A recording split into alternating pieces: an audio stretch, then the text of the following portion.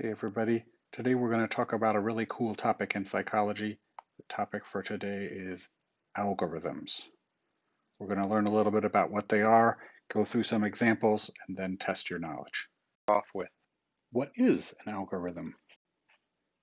An algorithm is a step-by-step problem-solving strategy that guarantees a solution. Step-by-step problem-solving strategy guarantees a solution. So it has to take things in a sequence. It's a strategy for solving a problem, and it guarantees you a solution. This is distinct from a heuristic, another concept you're going to have to know, which is also a problem-solving strategy that uses past experience to quickly come up with a solution. Notice it doesn't guarantee a solution, but both are problem-solving strategies. So this one guarantees the solution, and it's step by step. A quick example, recipe. Recipe, you could do it step by step. You follow each sequence, you put in the right ingredients, the flour, the milk, the eggs, you put it together, you follow exactly the steps, and you're guaranteed to get that. If you do follow the steps right, you're guaranteed to get the cookies that you want. As opposed to a heuristic where maybe you use past experience. Oh, I think I put in a little of this and a little of that. You might come up with the same cookies the way you wanted, but it might be a little different depending on kind of how you think it through. Now, computers tend to think which way? Well, they tend to be algorithms because they use step-by-step strategies, pretty much always do the same thing. Could they be programmed to think heuristically? That's kind of an interesting question and one that computer scientists may be working on. I'm not sure they've cracked that one yet, but something maybe to think about. So one of the most important pieces that you're really going to have to know is the difference between an algorithm and a heuristic. So we'll look at algorithms and compare them to heuristics as two sort of opposite or different kinds of strategies for solving problems, the two sort of main categories of solving. When you're using an algorithm, it's always a weird word to think about, and I often misspell it. You are going to be more confident in your answer because it guarantees a solution, right?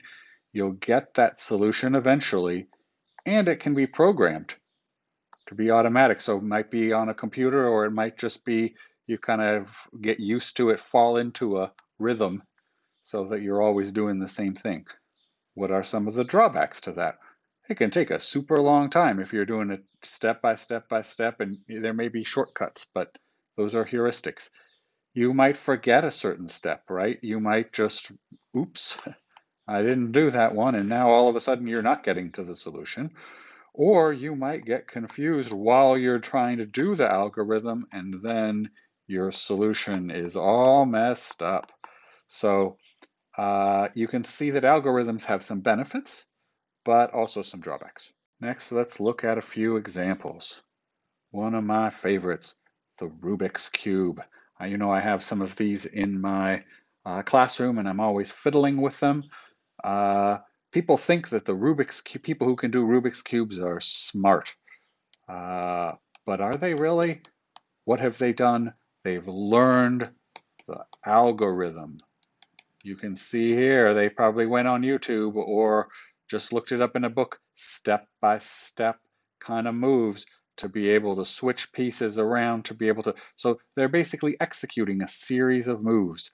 A lot of video games, and I think it started with some of these Mortal Kombat type games, have certain sequences that you have to know.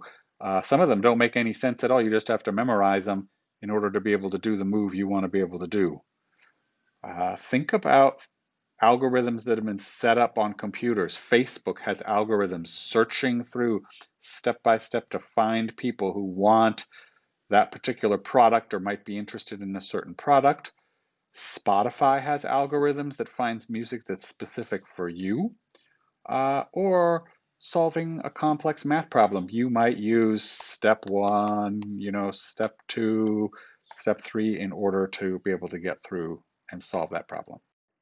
So what do you have to know about algorithms for the class and for that AP exam? You got to know what they are, definitions, step by step, guarantees a solution.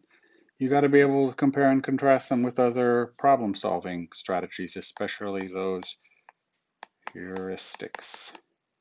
And you should be able to come up with some examples and especially identify examples compared to other problems and so forth. And you have to look at the strengths and weaknesses, especially versus heuristics. So hopefully we got that done. Right. How can you be sure you've got this one? Well, first, a short little video.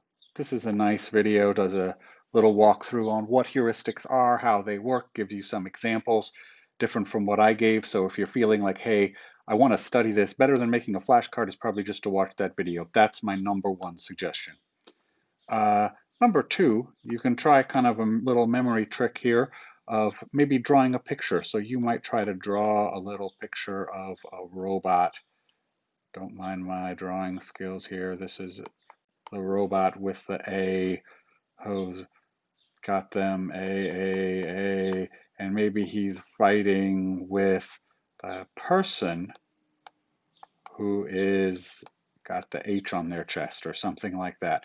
Now, when you think about this, with my terrible drawing here, you think about this, what you're doing is activating the parts of your brain that are allowing you to kind of access different pieces, and that may help you to be able to remember.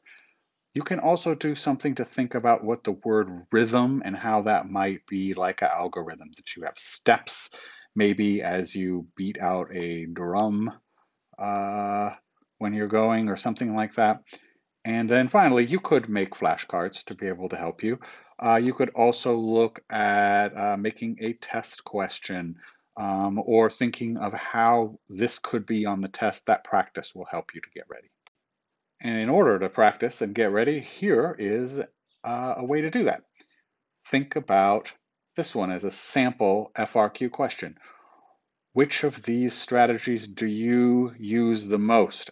Algorithm, heuristic, or insight? We didn't talk about insight, but don't worry about that one. In fact, right now, just think about maybe how you could answer that with an example of an algorithm, of how you maybe use that very often, or why you don't use that often, and you're much more likely to use a heuristic. Another one would be a jigsaw puzzle. You're doing a jigsaw puzzle. Would you use an algorithm or a heuristic? Would you use that step-by-step approach? What would that look like?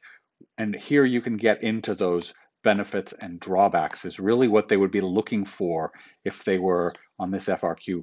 Are you talking about the pluses and minuses? Probably here too.